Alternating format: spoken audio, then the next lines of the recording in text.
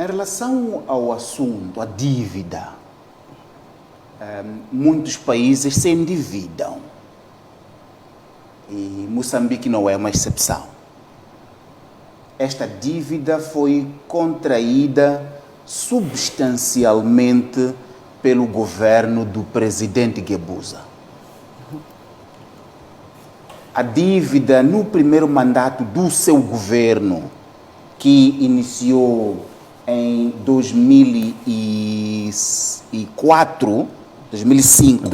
a 2009, foi uma dívida que foi largamente bem utilizada. Se olha para os vários ministérios e edifícios que foram construídos, edifício da Procuradoria, né? Edifício do Gabinete de Combate à Corrupção, os vários ministérios e vários edifícios que foram levantados, foram largamente com base no endividamento com a China. Há que salientar que houve desvio para a corrupção desta dívida, mas substancialmente a dívida foi utilizada para erguer importantes infraestruturas. Não há dúvida em relação a isso, no primeiro mandato. No segundo mandato, já as pessoas tinham ganho hábito da cadeira de dirigir, já se tinham habituado à crítica pública e com outro tipo de apetites também. Endividaram o país novamente para infraestruturas, a destacar a ponte Maputo-Catembe, a estrada circular, que são infraestruturas importantes. Não se pode duvidar ou pôr em causa estas infraestruturas. A questão central aqui é: será que estas infraestruturas custaram este dinheiro que depois foi registrado como dívida? O exemplo da ponte Maputo-Catembe, eu vi em 2008, 2009, um orçamento inicial da ponte Maputo-Catembe que rondava à volta de 300 milhões de dólares. Um orçamento inicial. Já nessa altura dizíamos que era elevadíssimo. Mas houve um acréscimo depois. E depois a ponte ficou megalómana. São duas questões. O orçamento que foi de um dia para o outro engordado, sem que se tivessem apresentadas justificações técnicas para isso. A outra é: será que não era possível fazer a mesma ponte numa zona que exigisse menos envergadura de ponte? Há quem aventava que a ponte podia ser feita onde antigamente se atravessava em Boane. Era possível uma ponte mais econômica, mais eficiente, que também permitisse que os barqueiros aqui continuassem com o seu negócio, que eram parte até do mosaico da cidade de Maputo. Mas se optou por esta opção para roubar dinheiro público também. Então, o que estou a dizer no primeiro mandato houve moderação, no segundo já se abriram as cordas, os cordões à bolsa e se endividou exageradamente o país. E num contexto em que a pergunta que você coloca é a seguinte: nota, aquilo que Moçambique foi buscar à China de dívida e aquilo que a China tirou de Moçambique, pilhou dos recursos naturais. Será que Moçambique precisava ir se endividar da maneira como o fez, enquanto ao mesmo tempo permite que os seus recursos são pilhados? Se nós buscássemos o valor daquilo que a China pilhou de Moçambique, deve ser 20 vezes mais aquilo que Moçambique tem como dívida. Numa situação de governação séria aqui em Moçambique, é possível ir para a China dizer, esperem aí, há aqui um assunto aqui. O que vocês mandaram para nós e usam como dívida que nós temos para vocês é bastante abaixo daquilo que vocês pilharam aqui. Vamos lá fazer uma auditoria aqui para saldarmos as contas. É possível fazer isso. Só que não vão fazer os dirigentes. Sabe por quê? Porque são eles que promovem isto aqui. Não é novidade, não, o Dr. Buck sabe muito bem, não é novidade que os dirigentes do setor da agricultura, por exemplo, são historicamente implicados na exportação de madeira em touros, que é proibida. É proibida. É uma espécie protegida. E, não, os setores da agricultura patrocinam esta expoliação dos nossos recursos madeireiros e depois fazem um concurso público no setor da economia e finanças para ir à China importar carteiras escolares. Para ir à China importar carteiras escolares de baixíssima qualidade. Então, o mal da fita não é a China. Não, não. China é um país que está lá na Ásia, lá. O problema está como os nossos dirigentes governam com o umbigo, sem visão de Estado, basta receberem pequenas migalhas, deixam os recursos serem expoliados. E quem fica na situação em que nós estamos somos nós agora. Somos nós. Estamos com uma dívida de 2 bilhões. Fica a parecer muito isso. Mas, na verdade, isso é irrisório comparado com aquilo que eles expoliaram. E, ainda assim, vão utilizar isso aí para dificultar a vida dos moçambicanos. Porque, com essa dívida, Moçambique não pode se endividar mais com uma dívida de qualidade para melhorar coisas muito importantes, por exemplo, a nutrição para as nossas crianças, para atender a questão da Covid, porque os dirigentes ficaram com coisinhas assim que se distribuíram entre eles. Ministro, é para reclamar. Não, o ministro que jurou, sabe, ministros não são eleitos aqui, são nomeados. Lê um juramento. Eu juro por minha hora servir a nossa pátria, defender o interesse nacional. Defender o interesse nacional não ir à televisão reclamar. Não é a televisão reclamar. Moçambique é um país que está independente há 45 anos. Não é para ter dirigentes que vão à televisão reclamar. Não, não, não. É para o que é que está a fazer para resolver esse problema. Exato. A China não há de mandar barcos para a nossa costa se não há 2 ou 3 aqui influentes que deixam entrar. Exato. Isto aqui é obra dos dirigentes, isto aqui. Moçambique está onde está hoje, em termos de incapacidade para fazer face à situação da Covid, porque houve má utilização e corrupção do dinheiro público. Houve um total desinvestimento no setor da saúde. O Dr. Buck diz que a União Europeia e os demais parceiros ocidentais colocam condicionalismos. Mas mesmo com esses condicionalismos, se encontram formas de desviar dinheiro público. O setor da saúde é aquele que mais sofreu nos últimos tempos. Antes da Covid, já não havia medicamentos nos centros de saúde.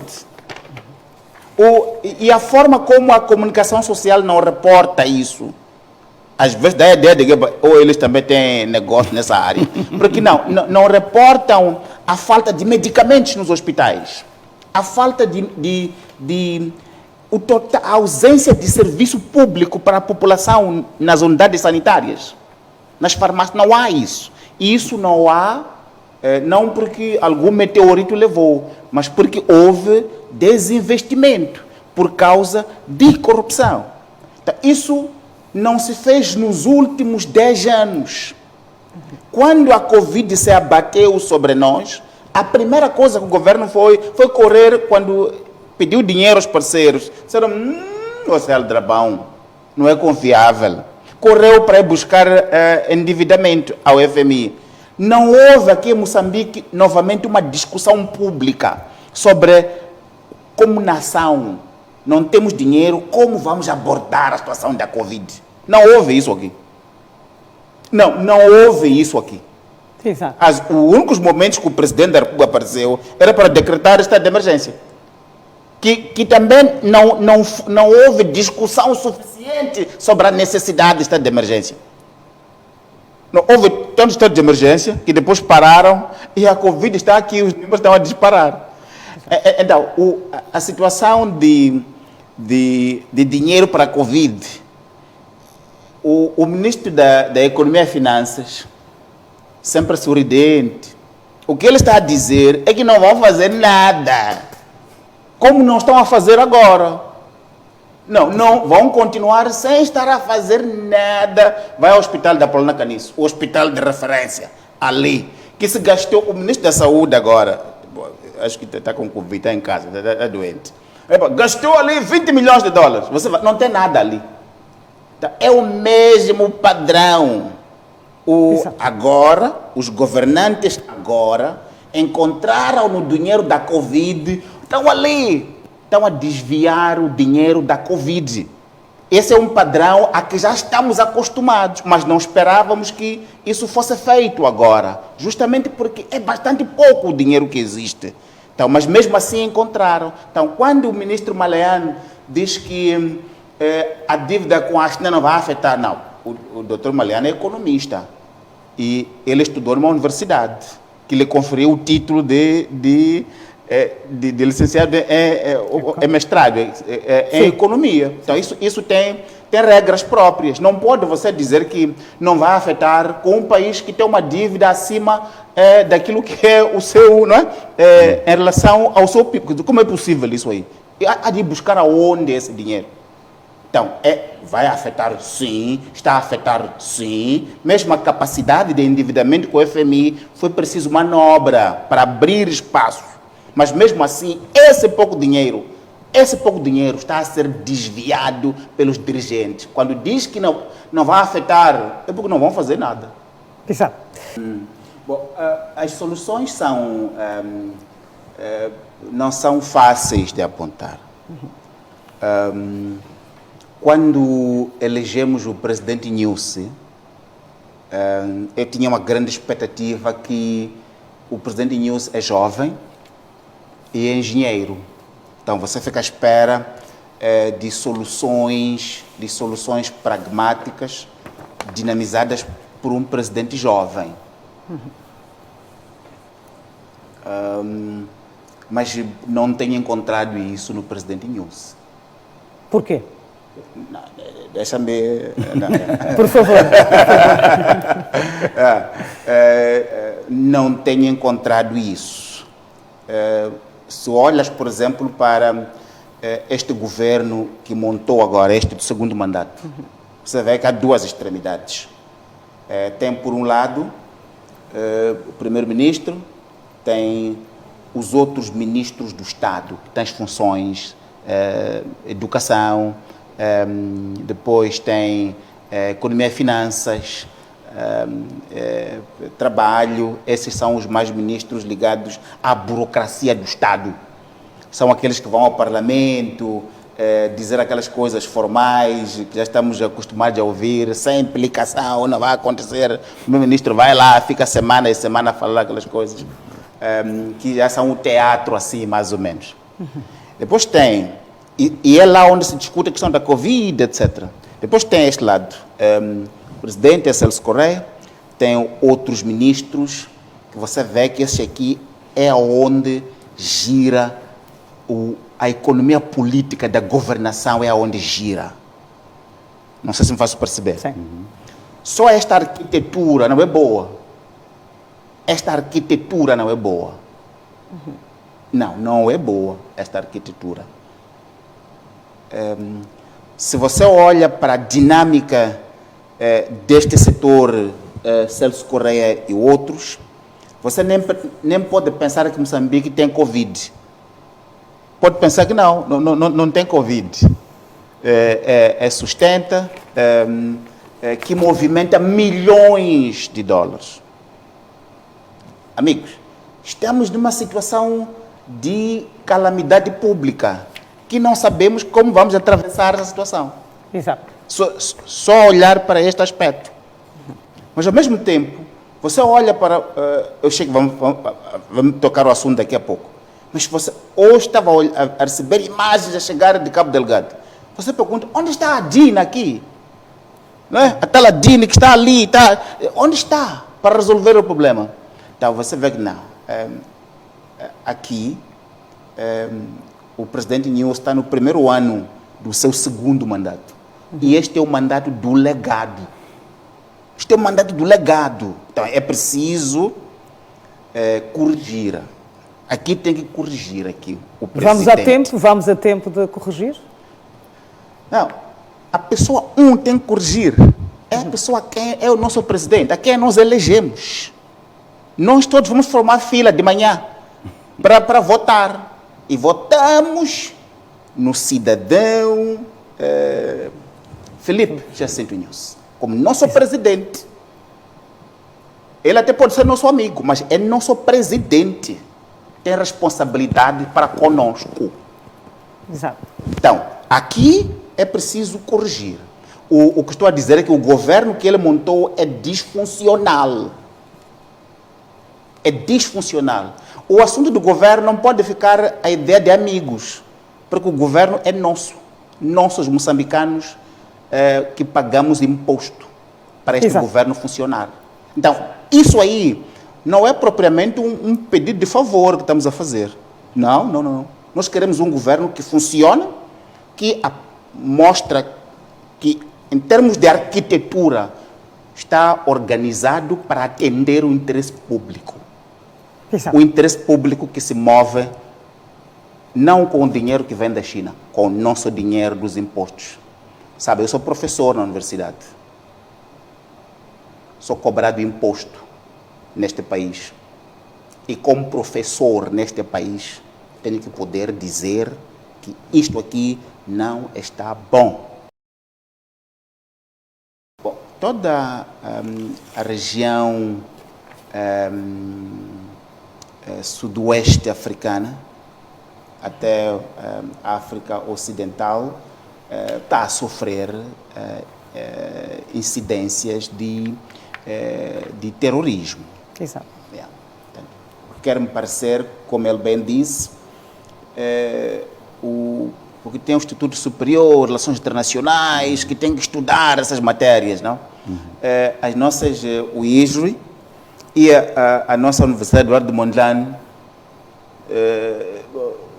pararam no tempo em relação a este assunto. Portanto, pararam no tempo em relação a este assunto.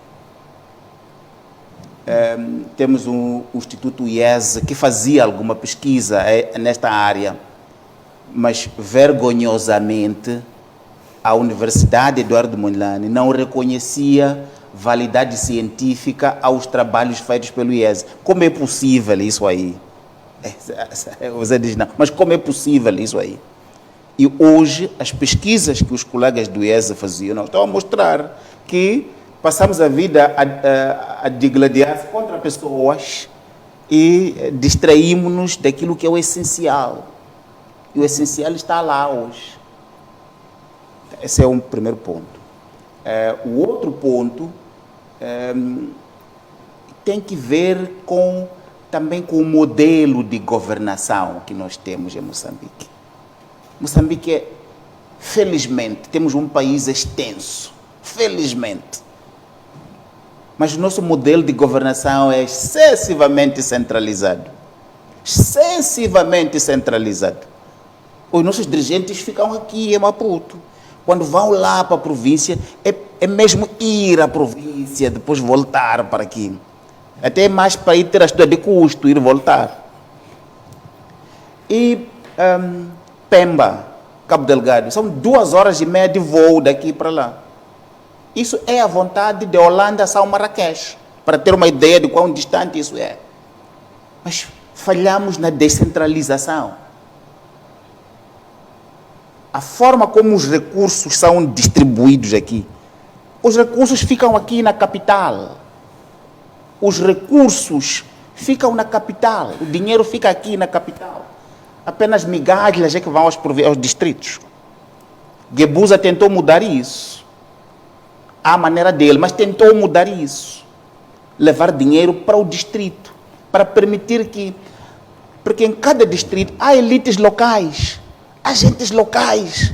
Que têm que ter o bolo do Estado, tem que ir. É lá onde as pessoas vivem. Ninguém vive em Moçambique. Todo mundo vive no distrito. Então, manda o dinheiro para o distrito. Mas esta economia de corrupção quer que o dinheiro fique aqui, para fazer os grandes procurements aqui. Então, falhamos tremendamente. Aquela região era totalmente ignorada antes da chegada, antes da descoberta dos recursos naturais. Totalmente ignorada. Nem parece que os grandes dirigentes vêm de lá. Nem parece. Completamente. Vivem aqui em Maputo, aqui, completamente ignorados. E hoje, afinal, estamos surpreendidos hoje. Isso mostra novamente que a governação não está atenta à evolução dos fenômenos. Então, pode ser o problema das assimetrias no país que há este terrorismo? Clarissimamente, mas há a questão de dinheiro que tem que ir para os distritos, descentralizar recursos. Mas se olha para o modelo aqui, Chissano avançou com a descentralização. O governo de Guebuza e o governo do presidente Inhosso, o que estão a fazer é uma recentralização. É uma recentralização. Isto vai trazer mais tensões com os distritos. Tem que dar recurso aos distritos. Mas aquela região em particular, historicamente, foi um corredor de tráfico de drogas. Porque era uma região sem ninguém, esquecida. Sem ninguém esquecida.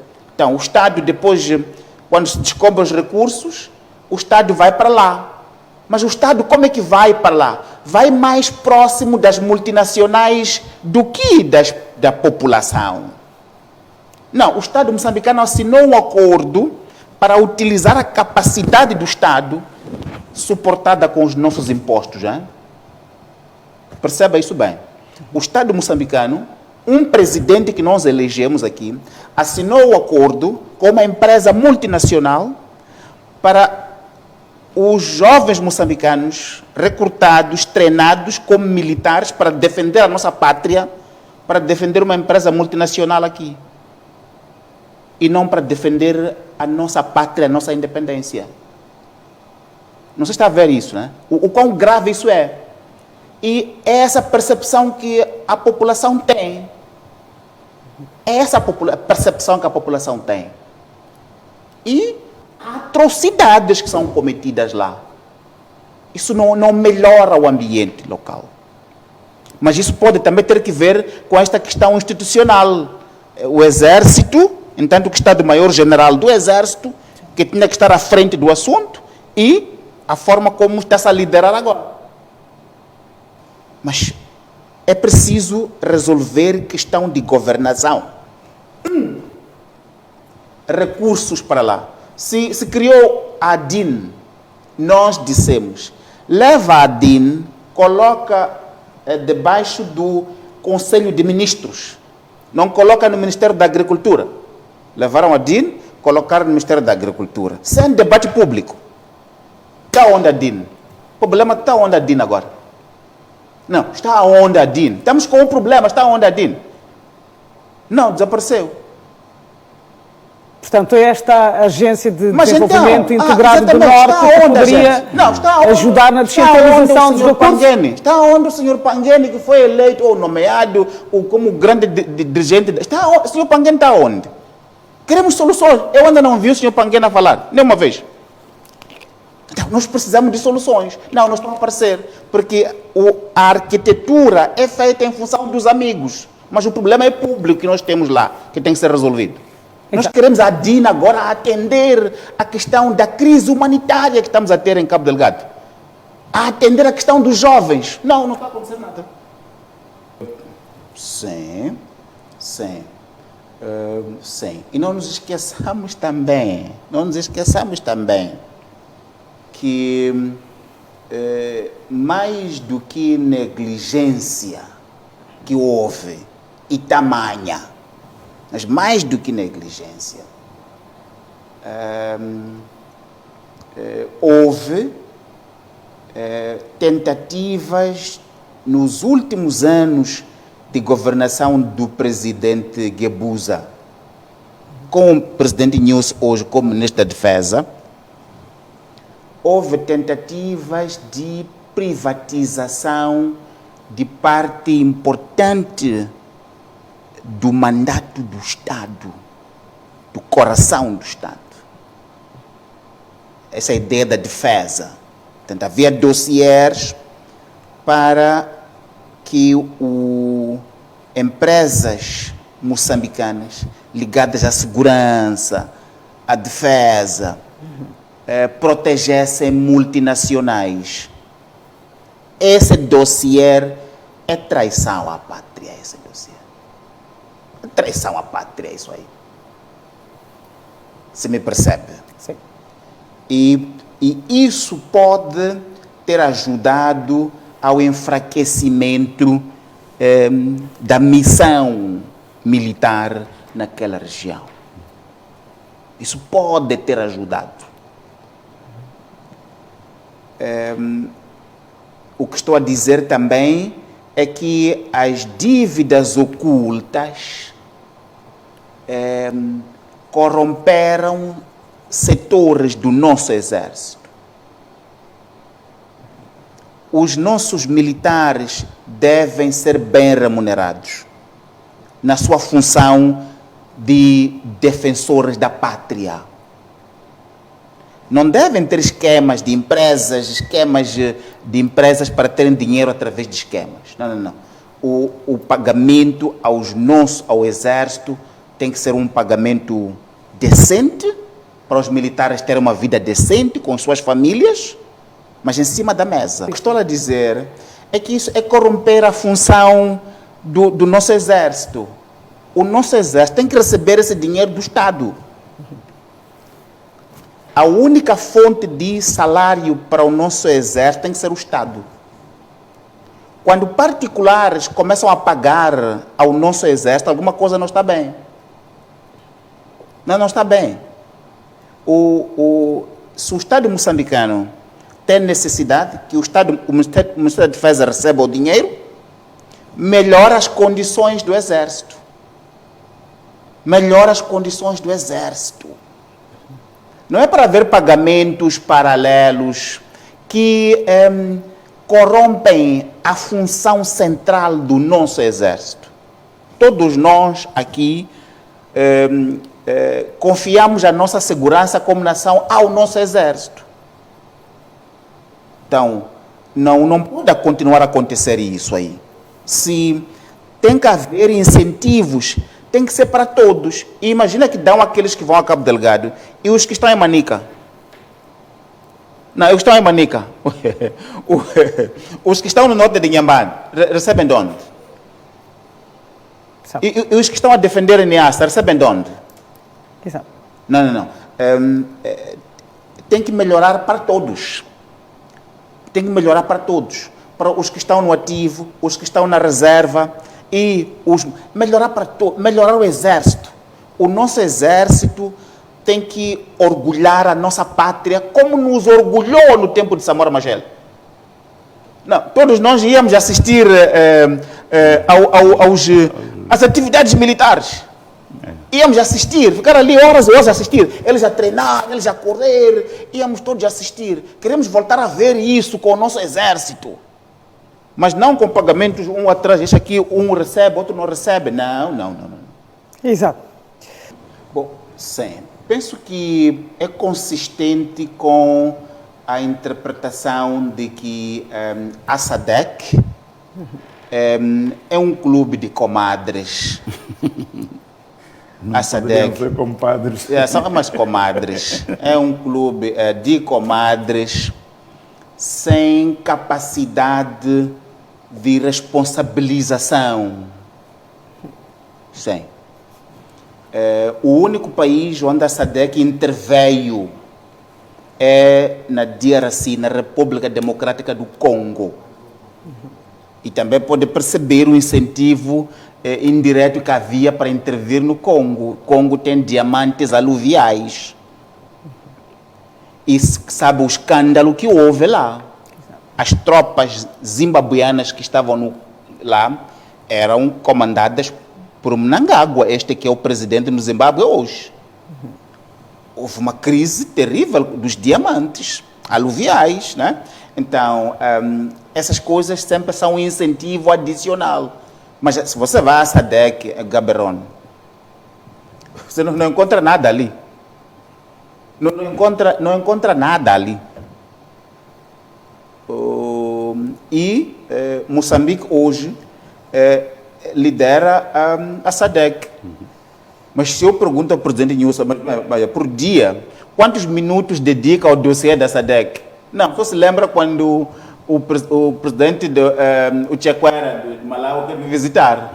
Então, ele procura, não, eu também sou da SADC, não há trabalho à volta da SADC. Bom, sim, penso que é consistente com a interpretação de que a SADC é um clube de comadres. Não poderiam ser compadres. São umas comadres. É um clube de comadres sem capacidade de responsabilização.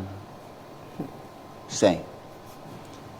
O único país onde a SADC interveio é na DRC, na República Democrática do Congo. E também pode perceber o incentivo indireto que havia para intervir no Congo. O Congo tem diamantes aluviais. E sabe o escândalo que houve lá. As tropas zimbabuianas que estavam lá eram comandadas por Mnangagwa, este que é o presidente do Zimbábue hoje. Houve uma crise terrível dos diamantes aluviais, né? Então, essas coisas sempre são um incentivo adicional. Mas se você vai a SADC, Gaborone, você não encontra nada ali. Não encontra nada ali. Moçambique hoje lidera a SADC. Mas se eu pergunto ao presidente Nilson, por dia, quantos minutos dedica ao dossiê da SADC? Não, você se lembra quando o presidente o Chequera de Malawi quer me visitar? Então, ele procura, não, eu também sou da SADC, não há trabalho à volta da SADC. Como é que o chefe do Estado pôde se aproveitar desta condição para mobilizar, portanto... Mas ele quer fazer isso? Os países... Ele quer fazer isso. Ele quer fazer isso. Em maio deste ano, houve uma reunião da Troika em Harare. O presidente sul-africano e o presidente zimbabuiano disseram: vamos apoiar Moçambique. Temos um statement, vamos apoiar Moçambique. Houve mobilização e tal. Só que você não percebe bem, quando dizemos apoiar Moçambique, o que estão a dizer esses aqui?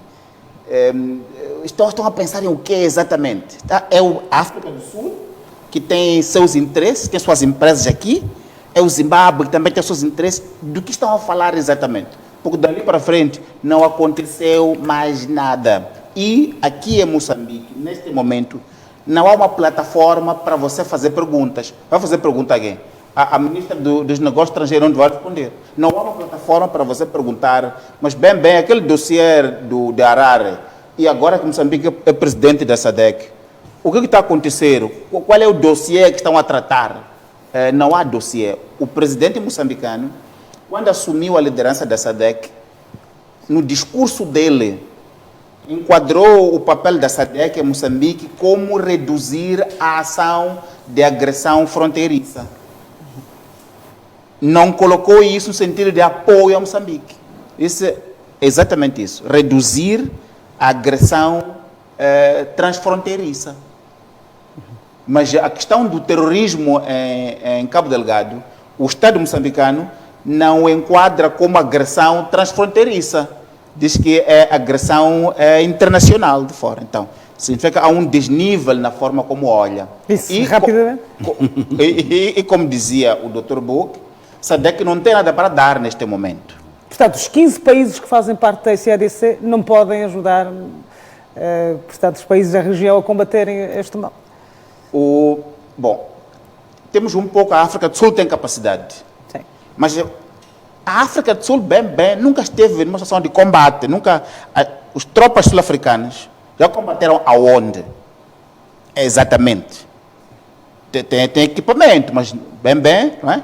Então, penso que o pedido à União Europeia é também dentro de uma cooperação mais antiga com Moçambique, de apoio, que enquadra também essa questão dos direitos humanos, que são uma questão seríssima. E quero que isso se perceba seríssima no sentido não somente dos relatórios que são produzidos, mas no terreno. No terreno. Quando você vê uma mulher, só o fato de mandarem despir uma mulher em público, todos nós somos filhos de uma mãe. Quer dizer, não está a perceber isso, não é? Só o fato de você mandar despir uma senhora, não me interessa a mim se é insurgente ou o quê. Só o fato de despir uma senhora por lá correr, como se isso não bastasse, descarregar 36 projéteis da AKPM. Isso é uma barbaridade sem igual. Uma barbaridade sem igual. E nos parece que aquilo ali é uma ponta um pouco do iceberg do que se está a passar. Então, penso que o pedido à União Europeia é também para permitir uma intervenção junto do nosso exército, que tem mostrado o exército moçambicano, particularmente o ministro da Defesa, tem mostrado abertura. Tivemos trabalho com ele agora, no quadro dos princípios voluntários de segurança e direitos humanos. Penso que é também neste contexto onde se insere o pedido para a União Europeia, de onde pode vir alguma coisa em concreto. Acho que, novamente, não é a China. Novamente não é a China. Não. É a nossa capacidade de... Sim. A capacidade de negociação por parte dos países africanos, é isso? Não tem esta capacidade? Não é isso. Não é isso que está em causa. Já estive na China, numa altura em que decorria a cimeira China-África. Estavam lá muitos dirigentes, incluindo moçambicanos, que não falaram nada. Não, decorreu o evento, a pessoa não falou, saiu daqui, de Moçambique, para a China, na primeira classe, com ajudas de custo, de susto, de sorriso, de dança e tudo, para representar Moçambique. Não falou uma única palavra. Falaram os chineses, tudo queriam falar, só andou assim, e voltou para aqui. Então, não são os chineses. Os chineses estão a fazer aquilo que lhes se oferece a fazer para proteger o seu interesse. Ou seja, estão a aproveitar-se das fragilidades dos países africanos? Não é isso que eu pretendo dizer. O que eu pretendo dizer é que não estamos a ser bem governados no continente africano. É isso que eu vou dizer. Não estamos a ser bem governados no continente africano. Olha um país como Moçambique, com todo o potencial que Moçambique tem. A primeira coisa que os dirigentes fazem é correr para a China para buscar dívida. É isso que estou a dizer. Não. Em que momento, mesmo com o atual governo, em que momento a nação sentou para debater o potencial e o caminho para frente? Nós temos uma agenda 2025, há um documento assim, lembra desse documento? Eu não sei se esses dirigentes sabem que há esse documento. Que é um documento que foi feito com uma discussão muito exaustiva. Não há tempo para as pessoas sentarem e discutir. Estão a correr para a China para ir buscar, porque dali sai alguma coisa para ele e para os amigos e família. Então, o que estou a dizer, e sublinho isto aqui, de forma audível, nós estamos na situação de ver a China como novo colonizador, porque o continente africano não está a ser bem governado. Quando nós estávamos a crescer e a entrar para as universidades, lhe dou um exemplo, a Zâmbia era um país chamado Middle Income Country, não sei como chama aquele país que está a espreitar um nível... Um país emergente, é isso? Mas não, a Zâmbia, não é? Estava ali. Mas hoje está numa situação de dejeto, sob o ponto de vista de... Olha para o Zimbábue. Você pergunta qual é a moeda do Zimbábue agora. Qual é a moeda? Não é qual é o seu valor, mas qual é a moeda. Não tem a moeda. Não é a China que fez isso. Não é a China que fez isso. São os nossos dirigentes que fazem isso. São os nossos dirigentes que fazem isso. Exato. Então, dizer que a China está culpada... Não é. Está a fazer aquilo que qualquer governo faria para proteger o seu interesse. O que é que a África e Moçambique em particular está a fazer? Bom, em relação ao orçamento retificativo, que vai para a discussão agora... Já depois da manhã, esta quinta-feira. Eu acho que isto é um desrespeito à democracia em Moçambique, por parte do governo e também por parte do próprio Parlamento. Estamos hoje, é dia 20 de outubro, você ainda vai discutir o orçamento retificativo, numa altura em que o Ministério da Economia e Finanças já elaborou o orçamento para o ano seguinte, já aprovou o Conselho de Ministros e o Tesouro já está a recolher os dinheiros não utilizados para alocar a outros e você ainda vai ao Parlamento hoje para aprovar o orçamento retificativo. Não. O governo sabia, quando foi apresentar o relatório do estado de emergência da Covid, era nessa altura que você apresenta o orçamento retificativo. O que nos parece aqui, querem legitimar utilização indevida de dinheiro público. Fizeram ajustes diretos, bastante corruptos, distribuíram dinheiros e querem aprovar agora para legitimar isso. A terminar, queria que me permitisse... Temos mais 5 minutos, portanto está à vontade. Sim, mas bom, isso vai ser discutido amanhã, vamos falar, sabe, o Parlamento vai aprovar isso aí, então, você sabe o que vai acontecer lá.